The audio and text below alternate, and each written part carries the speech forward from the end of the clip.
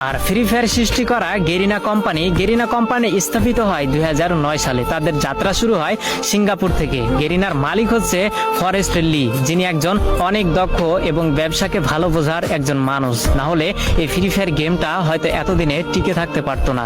তো 2009 সাল থেকে গেরিনার যাত্রা শুরু হলেও তারা কোনোভাবে কোনো গেমে সাকসেস পেল না, সবকিছুতেই তারা ফেল হয়ে গেল। একের পর এক ভিডিও গেম রিলিজ করেও মানুষের মন জয় করতে পারছিল না। তো 2014, 15, 16 সালে গেরিনা বেশ কয়েকটি গেম মানুষের সামনে উপস্থাপন করে, কিন্তু এত পরিমাণ ভালোবাসা এবং এত পরিমাণ জনপ্রিয়তা পায়নি গেরিনা কোম্পানি ওই অন্য গেমগুলোতে। কিন্তু সবকিছুতেই একটা টার্নিং পয়েন্ট থাকে, যেটা 2017 সালে গেরিনা কোম্পানিকে তাদের মোড় ঘুরিয়ে দিয়েছিল।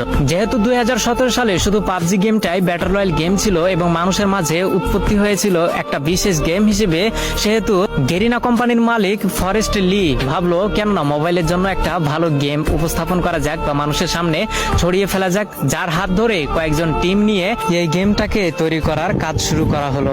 2017 সালে সর্বোচ্চ ব্যবহৃত গেম হচ্ছে পাবজি এবং সবার মাঝে জনপ্রিয়তা পায় পাবজি, কিন্তু কম্পিউটারের মাধ্যমে, ফোনের মাধ্যমে এই পাবজি গেম এতটা জনপ্রিয়তা পায়নি। সেই সুযোগটাকে কাজে লাগিয়েছে গেরিনার কোম্পানির মালিক ফরেস্ট লি তৎক্ষণাৎ ভেবে উঠলো যে মোবাইলের জন্য একটা গেম তৈরি করা যাক, যে গেমটি অনেক কম দামি ফোনেও যেন সাপোর্ট খায়। তো যার জন্য কয়েকটি টিম গঠন করে গেরিনার কোম্পানি ফরেস্ট লি কাজ করা শুরু করলো। 2017 সালের প্রথম দিকে এই ফ্রি ফায়ারটাকে তৈরি করা শুরু করলেও 23 আগস্ট 2017 সালে এই গেমটাকে পুরো বিশ্বে ছড়িয়ে দেয় গেরিনা কোম্পানির মালিক ফরেস্ট লি, যেটি একটি সিঙ্গাপুর কোম্পানি এবং সিঙ্গাপুর থেকে এর হেডকোয়ার্টার এবং পুরো গেমটাকেই পরিচালনা করা হয়। তো 2017 সালে যখন সাধারণ মানুষ সাধারণ ফোনে এই গেমটাকে খেলতে পারতো, তখন পাবজির জনপ্রিয়তা ধীরে ধীরে কমতে শুরু করলো এবং যেহেতু কম দামি ফোনেও ফ্রি ফায়ার গেমটাকে খেলা যেত, যার জন্য সবাই এই ফ্রি ফায়ার গেমে ঢুকে পড়লো। তার দেখা দেখি পাবজিও 1 বছর পরে তাদের মোবাইল ভার্সন বের করলো, কিন্তু